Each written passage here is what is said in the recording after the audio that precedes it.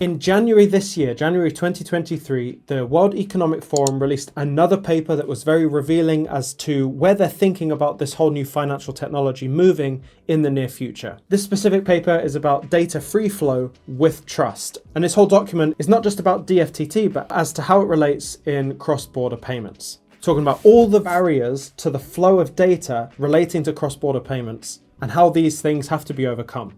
And I'm also going to discuss how all of these pieces of information and these papers that we keep seeing from the Bank of International Settlements, from the World Economic Forum, how they all start to form a certain idea as to where this technology is going and the technology that it's going to be using.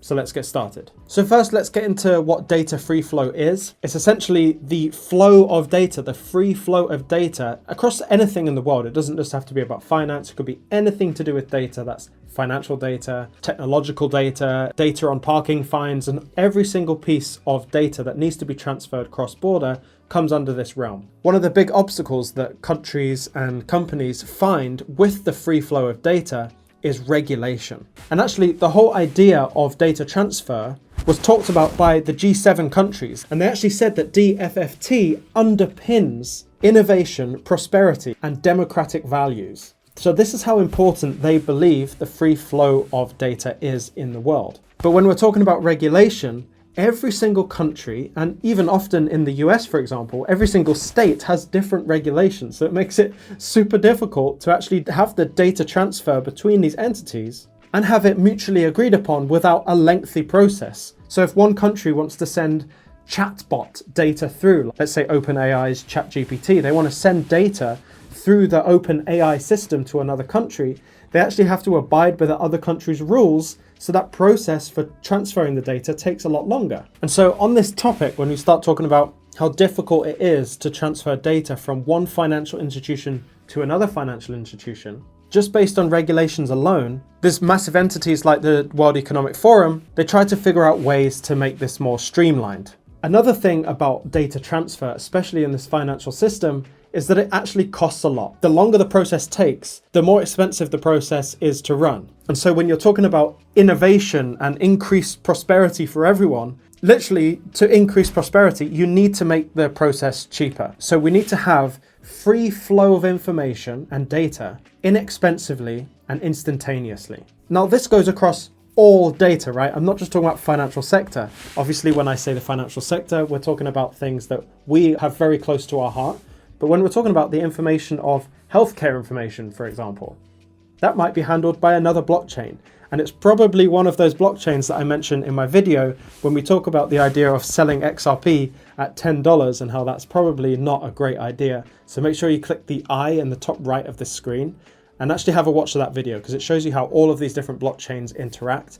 And I think the flow of data is also shown in that graph as well. Where all these lines connect, that's also data going through. It's not just money and value, it's also data going through that whole system. If you haven't guessed by now, it's my belief that these ISO related tokens will be the basis of how this new system works when you have this free flow of data in a trusted environment, right? You have everyone being able to check in on all the blockchains to make sure the information is valid and legitimate. And it's all on these distributed ledger technologies, having the information flow to one another throughout the whole system. Having this system run in this way solves all the problems. It will be incredibly more transparent and it would be incredibly cheap to run because it would be instantaneous, essentially.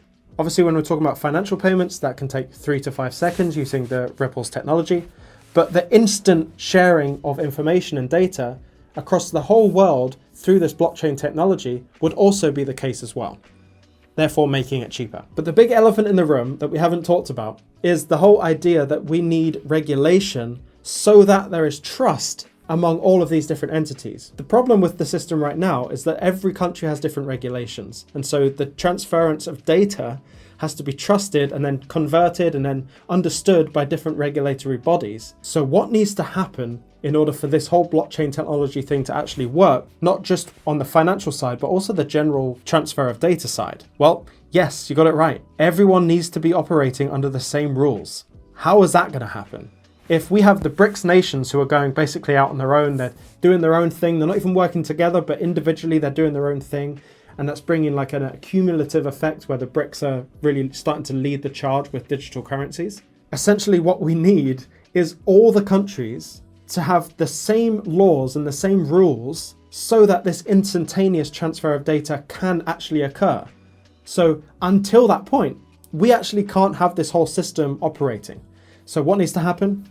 Probably there needs to be one single entity above everything in the world, almost like the same types of people that would have a world reserve currency in operation of that one entity distributed across the world, right? And it wouldn't just be the tokens that would be used as the rails for all of this. It would be access to all the data. There would be one regulation throughout the whole world, and it would be instantaneous. The only other way around this I can think is that you have these instant conversion things where, let's say you get some data from China and that's not really agreed on by the US, for example. Maybe you need an instant system where it will translate that regulation into the way the US want it, but also allow it to happen instantaneously. This is going to be a huge hurdle to overcome for these countries, because we're going to have to essentially come into this new world order, like literally everyone under the same rule. This is, of course, worrying for a lot of people, because we don't want that. We don't want our sovereignty taken away from us. I love the UK. You probably love your country. But it's getting to that point where it's all becoming one and it seems like we're about to be taken over. But if you think about it like this, you actually need there to be one ruling entity over all of this in order for this blockchain technology to take over, and therefore have the payment section and the financial sector completely flipped and overturned to a blockchain environment so that we can get those gains from these assets that we own. There's a lot that needs to happen. And thinking about it like this, logically, who knows how long that's going to take, right? That could take a while. We could be waiting for years and years and years for this to actually happen. Now, is it a case where we get regulatory clarity from the US and actually all of this stuff has been done in the background over the last 5, 6, 7, 8 years?